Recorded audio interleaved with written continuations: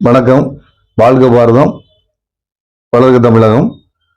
அதாவது ஒரு முக்கியமான பதிவு. ஒரு 7 விவசாயி மேல ஒரு வழக்கு பதிவு பண்றாங்க திருநெல்வேலி மாவட்ட குற்றப்பிரிவுல.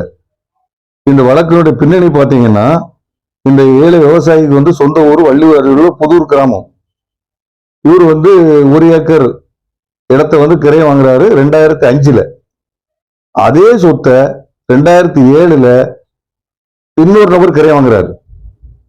இந்த நபர் 2005ல கிரையம் வாங்கினவரு அவர் பேர்ல தனிப்பட்டா வாங்கி லோன் வாங்கி எல்லாம் பொசஷனா விவசாயம் பண்ணி வாழை போட்டு பக்காவா அனுபவிச்சுட்டு இருக்காரு அப்படிங்கிறது காவல்துறைக்கும் தெரியும், ரெவன்யூக்கும் தெரியும். இந்த மாதிரி சூழ்நிலையில இவருடைய பேரண்ட் டாக்குமெண்ட் பாத்தீங்கன்னா 1984ல ராமலிங்கம் அப்படிங்கிறவர்கிட்ட தான் இந்த சொத்தை 2005ல கிரையம் வாங்குறாரு. அதே மாதிரி இந்த 2005ல அந்த பதிவு இருக்கும் பொழுது 2007ல ஒரு பத்திரம் ஒருத்தர் பதிகிறார். இது யார் வாங்கியிருக்கணும்? வாங்குறவரு அதை பார்த்து வாங்கியிருக்கணும்.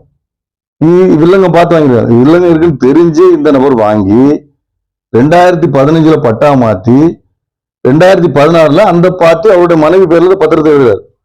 அதுக்கு பிறகு இந்த சிதம்பர ஜெகதீசன் நெருக்கடி கொடுக்குறாங்க. அந்த இடத்த எங்களுக்கு விட்டு கொடுத்துரு, எழுதி கொடுத்து நெருக்கடி கொடுத்துட்டே இருக்காங்க.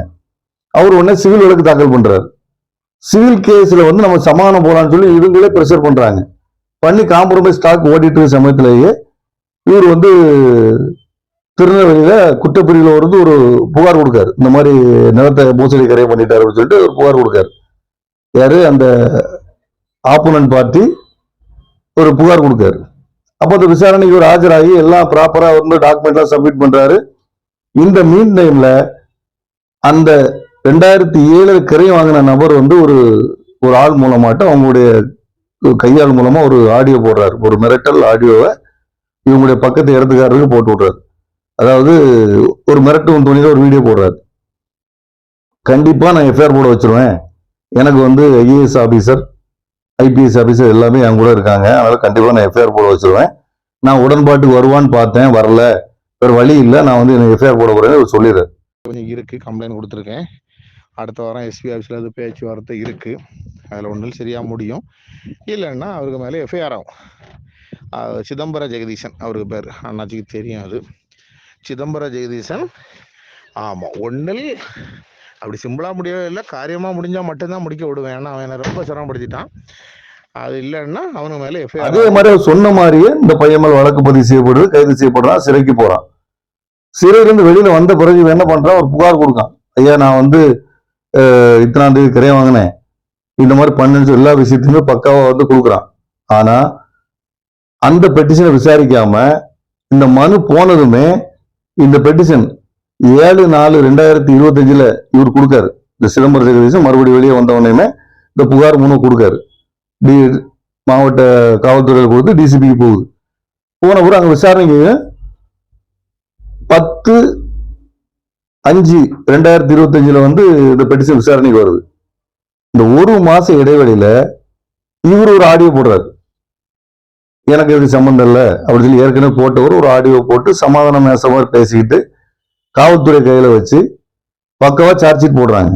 இப்போ 1984 முதல் ஓனர் பர்ச்சேசிங், 2005 இந்த சிதம்பர ஜெகதீஷ் குற்றம் சாட்டப்பட்டவர் வாங்கியிருக்காரு. 2007ல புகார்தாரர் வாங்கியிருக்காரு. 2015ல தான் பட்டா மாத்திராரு புகார்தாரர். 2016ல தான் தன்னுடைய மனைவி மேல எழுதுறாரு. இது எப்படி போர்ட் வரும்? எப்படி குற்றப்பத்திரிகை போட்டாங்க? எந்த ஆவணமும் பரிசீலனை பண்ணல, எந்த சாட்சியும் விசாரிக்கல. இது காவல்துறை ஒரு கார்பரேட் நிறுவனத்துக்கு கட்டுப்பட்டு இருக்குது அப்படிங்கிறது தமிழ்நாட்டில் வெட்ட வெளிச்சமான ஒரு உண்மை. இன்னைக்கு எத்தனையோ சம்பவங்கள் நடக்கிற காரணம் என்னன்னா, இன்னைக்கு ஓய்வு பெற்ற டிஎஸ்பியா இருக்கட்டும், எஸ்பியா இருக்கட்டும், நிறைய பேர் பாத்தீங்கன்னா 3வது நபர் மேல பணத்தை கொடுத்து கிராமப்புறங்கள்ல ரியலைஸ் பண்ண வச்சு சொத்துக்களை வாங்கி குமிச்சு அங்க சின்ன சின்ன லிட்டிகேஷன் எல்லாம் இவங்க டேக்கிள் பண்ணி காசாக்கி பெரிய அளவுல சம்பாதிச்சிட்டு இருக்காங்க. இந்த மாதிரி அடிப்படையில் இந்த பையன் பாதிக்கப்பட்டிருக்கான். இதுவரைக்கும் இந்த காவல்துறை கட்டுப்பாட்டறை கண்காணிப்பாளர் அலுவலகத்துலதான் இந்த சம்பவம் நடக்குது திருநெல்வேலியில.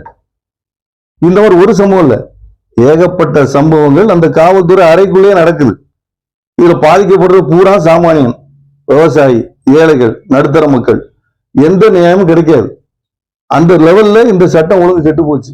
இந்த பதிவு எதுக்காக அப்படின்னு சொன்னா, அதாவது அதிகாரம் படைச்சவனும் ஒரு கார்ப்பரேட் நிறுவனம் மட்டும்தான் இந்த தமிழ்நாட்டுல வந்து எதுவுமே பண்ண முடியும், வளர முடியும், வாழ முடியும் சூழ்நிலையை தான் இந்த அரசாங்கம் உருவாக்கி இருக்கு.